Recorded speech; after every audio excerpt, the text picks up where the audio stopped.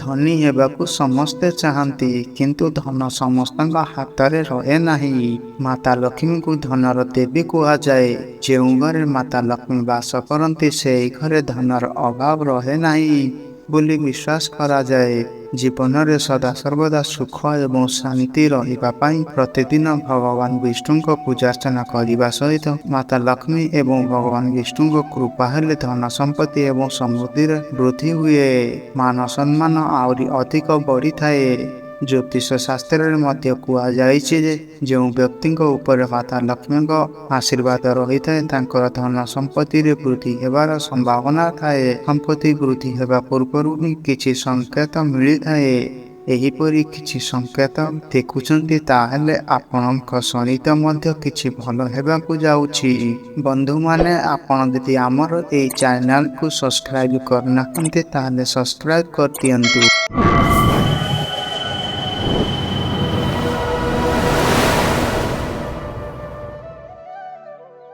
ଆସନ୍ତୁ ଜାଣିବା ସଂକେତ ବିଷୟରେ। ହଠାତ୍ କଳା ରଙ୍ଗର ପିମ୍ପୁଡ଼ି ଆପଣଙ୍କ ଘରକୁ ଆସି ସବୁ ପିମ୍ପୁଡ଼ି ଗୋଲାକାର ହୋଇ କିଛି ଖାଇବା ଆରମ୍ଭ କରନ୍ତି। ହଠାତ୍ ଘରେ କଳା ରଙ୍ଗର ପିମ୍ପୁଡ଼ି ଦେଖାଯାଏ, ତେବେ ଏହା ଏକ ଶୁଭ ସଂକେତ ହୋଇଥାଏ। ଆପଣଙ୍କ ଜୀବନରେ କିଛି ପରିବର୍ତ୍ତନ ହେବାକୁ ଯାଉଛି। ଏମିତି କିଛି ପରିବର୍ତ୍ତନ ଯାହା ଆପଣଙ୍କ ପରିବାର ପାଇଁ ଶୁଭ ହେବ, ମଙ୍ଗଳମୟ ହେବ, ଲାଭଦାୟକ ହେବ। କିନ୍ତୁ ଏହାର ଅର୍ଥ ନୁହେଁ ଯେ ଆପଣ ଅନିଶ୍ଚିତ କାଳ ପାଇଁ ପିମ୍ପୁଡ଼ିମାନଙ୍କୁ ଘରକୁ ଆସିବାକୁ ଦେବେ କିମ୍ବା କିଛି ଖାଇବାକୁ ଦେଇ ଆମନ୍ତ୍ରଣ କରିବେ। ଯେତେବେଳେ ଆପଣ ସ୍ପଷ୍ଟ ଭାବରେ ଜାଣିପାରିବେ, ଯଦି ପିମ୍ପୁଡ଼ିମାନଙ୍କ ଆଗମନରେ ଅଳ୍ପ ଅଳ୍ପ ଅଟା ଦେବା ଆରମ୍ଭ କରିଦିଅନ୍ତୁ। କିଛି ସମୟ ରହିଲା ପରେ ଆପେ ଆପେ ପିମ୍ପୁଡ଼ି ଫେରିଯିବେ। ତାପରେ ଆପଣ ବୁଝିଯିବେ ଯେ ମାତା ଲକ୍ଷ୍ମୀଙ୍କ ଆଗମନ ହୋଇଗଲାଣି। ଦ୍ୱିତୀୟ ସଂକେତ, ପକ୍ଷୀମାନେ ଗଛର ଡାଳରେ ନିଜ ବସା ନିର୍ମାଣ କରିବାକୁ ପସନ୍ଦ କରନ୍ତି, କିନ୍ତୁ ଆଜିର ସମୟରେ ସ୍ଥାନ ଅଭାବରୁ ପକ୍ଷୀମାନେ ଘରର ଝରକା କିମ୍ବା ସ୍କାଇଲେଟ୍ରେ ବସା ବାନ୍ଧନ୍ତି। ପ୍ରାୟତଃ ଦେଖାଯାଏ ଯେ ଅନେକ ଥର ପକ୍ଷୀମାନେ କିମ୍ବା ମହୁମାଛି ଘରେ ବସା ବାନ୍ଧନ୍ତି। ଆପଣ ଜାଣନ୍ତି କି ଘରେ ପକ୍ଷୀମାନେ ବସା ତିଆରି କରିବା ମଧ୍ୟ ଭଲ ସଂକେତ ହୋଇଥାଏ। ଶାସ୍ତ୍ରରେ ମଧ୍ୟ କୁହାଯାଇଛି ଯେ ପକ୍ଷୀମାନେ ଘରେ ବସା ବାନ୍ଧିଲେ ଏହା ଶୁଭ ସଂକେତ ହୋଇଥାଏ। ଯଦି କୌଣସି ପକ୍ଷୀ ଆପଣଙ୍କ ଘରେ ବସା ତିଆରି କରିଛନ୍ତି, ଏହା ଆପଣଙ୍କ ପାଇଁ ଶୁଭ ସଂକେତ ହୋଇଥାଏ। ତାହେଲେ ଆପଣ ମାନି ନିଅନ୍ତୁ ଯେ ମହାଲକ୍ଷ୍ମୀ ଆପଣଙ୍କ ଘରକୁ ଯାଉଛନ୍ତି। ତୃତୀୟ ସଂକେତ, ସାଧାରଣତଃ ଲୋକମାନେ ଘରେ ଝିଟିପିଟି ଦେଖିବା ପରେ ତୁରନ୍ତ ଦୌଡ଼ି ପଳାନ୍ତି। ବହୁତ କମ୍ ଲୋକ ଜାଣନ୍ତି ଯେ ଘରେ ଝିଟିପିଟି ଦେଖିବା ଶୁଭ ବୋଲି କୁହାଯାଏ। ଝିଟିପିଟିକୁ ଶାସ୍ତ୍ରରେ ଦେବୀ ଲକ୍ଷ୍ମୀଙ୍କ ରୂପ ବୋଲି ବିବେଚନା କରାଯାଇଛି। ସେଥିପାଇଁ ଘରେ ଝିଟିପିଟି ଦେଖିବା ଶୁଭ ସଂକେତ ଅଟେ। ବିଶେଷ କରି ଯଦି ଆପଣଙ୍କ ଘରର ମନ୍ଦିରରେ ଝିଟିପିଟି ଦେଖନ୍ତି, ତେବେ ଏହା ଆହୁରି ମଧ୍ୟ ସୌଭାଗ୍ୟ ହୋଇଥାଏ, କାରଣ ଆପଣ ଚମତ୍କାର ଫଳ ପାଇବାକୁ ଯାଉଛନ୍ତି। ସାଧାରଣତଃ ଦେଖାଯାଏ କି ଲୋକମାନେ ଝିଟିପିଟିକୁ ଭଲ ବୋଲି ଭାବନ୍ତି ନାହିଁ। ସେଥିପାଇଁ ଝିଟିପିଟିକୁ ଭଗେଇବାର ଉପାୟ ମଧ୍ୟ ଖୋଜିଥାନ୍ତି। ଯଦି ରୋଷେଇ ଘରେ କିମ୍ବା ଘରର ମନ୍ଦିରରେ ଝିଟିପିଟି ଦେଖନ୍ତି, ତାହେଲେ ଏହା ଆହୁରି ଶୁଭ ହୋଇଥାଏ। ହଠାତ୍ ଏକ ଝିଟିପିଟି ଦେଖିବା ମଧ୍ୟ ଅତ୍ୟନ୍ତ ଶୁଭ ବୋଲି କୁହାଯାଏ।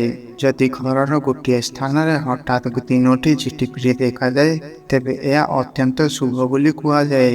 ଏହା ମହାଲକ୍ଷ୍ମୀଙ୍କ ଆଗମନର ଏକ ସଂକେତ ବୋଲି ଜାଣିନିଅ। ଏହା ମଧ୍ୟ କୁହାଯାଏ, ଯଦି ଝିଟିପିଟିମାନେ ପରସ୍ପରକୁ ଗୋଡ଼ାଉଥିବାର ଦେଖିଲେ ମଧ୍ୟ ଶୁଭ ହୋଇଥାଏ। ଏହା ଘରର ପ୍ରଗତି ସଂକେତ ଦେଇଥାଏ। ଦୀପାବଳି ଦିନ ତୁଳସୀ ଗଛରେ ଝିଟିପିଟି ଦେଖିବା ଅତ୍ୟନ୍ତ ଶୁଭ ହୋଇଥାଏ। ଏହା ଅପାର ଧନ ପାଇବା ପାଇଁ ସଂକେତ ଦେଇଥାଏ। ଚତୁର୍ଥ ସଂକେତ, ସାଧାରଣତଃ ଯେତେବେଳେ ଆମର ହାତ କିମ୍ବା ପାଦ କୁଣ୍ଡେଇ ହୁଏ, ତେବେ ଆମେ ଅଣଦେଖା କରିଥାଉ। କିନ୍ତୁ ଘରର ଗୁରୁଜନମାନେ ସର୍ବଦା କୁହନ୍ତି ଯେ ହାତ ଓ ପାଦ କୁଣ୍ଡେଇ ହେବା ମଧ୍ୟ କିଛି ଶୁଭ ଓ ଅଶୁଭ ସଂକେତ ଦେଇଥାଏ। ଏବଂ ସାମୁଦ୍ରିକ ଶାସ୍ତ୍ରରେ ମଧ୍ୟ ଏହି ବିଷୟରେ କିଛି ଗୁରୁତ୍ୱପୂର୍ଣ୍ଣ ସୂଚନା ଦିଆଯାଇଛି। ଆସନ୍ତୁ ଜାଣିବା କେଉଁ ହାତ କୁଣ୍ଡେଇ ହେଲେ ଶୁଭ ହୋଇଥାଏ।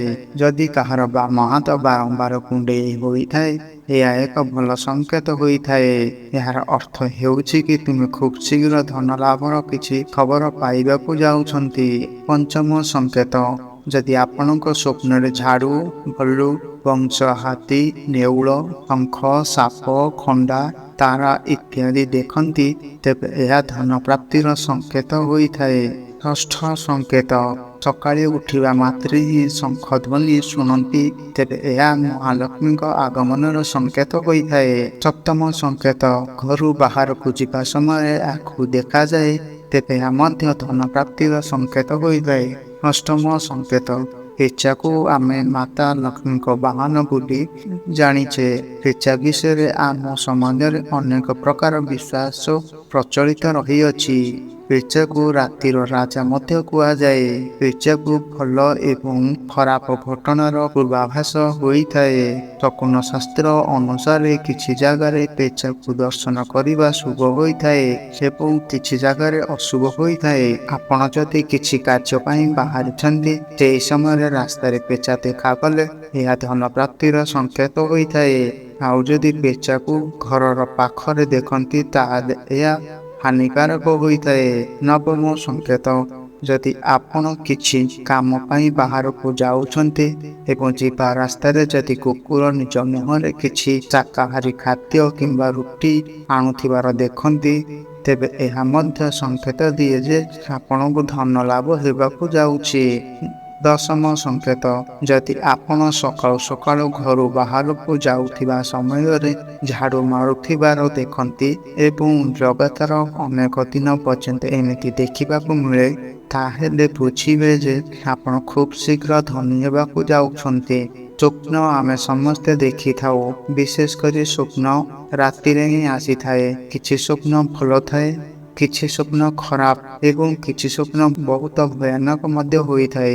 ରାତ୍ରି ସମୟରେ ଦେଖୁଥିବା ସ୍ୱପ୍ନ ଆମ ଜୀବନରେ ବିଶେଷ ପ୍ରଭାବ ପକାଇଥାଏ। ରାତିର ସ୍ୱପ୍ନ ଶୁଭ ଓ ଅଶୁଭ ସଂକେତ ଆଣିଥାଏ। ଯଦି ସ୍ୱପ୍ନରେ ଝାଡ଼ୁ କରୁଥିବାର ଦେଖନ୍ତି କିମ୍ବା ନିଜେ ଝାଡ଼ୁ କରୁଥିବାର ଦେଖନ୍ତି, ତାହେଲେ ଏହା ମଧ୍ୟ ଧନ ପ୍ରାପ୍ତିର ସଂକେତ ହୋଇଥାଏ।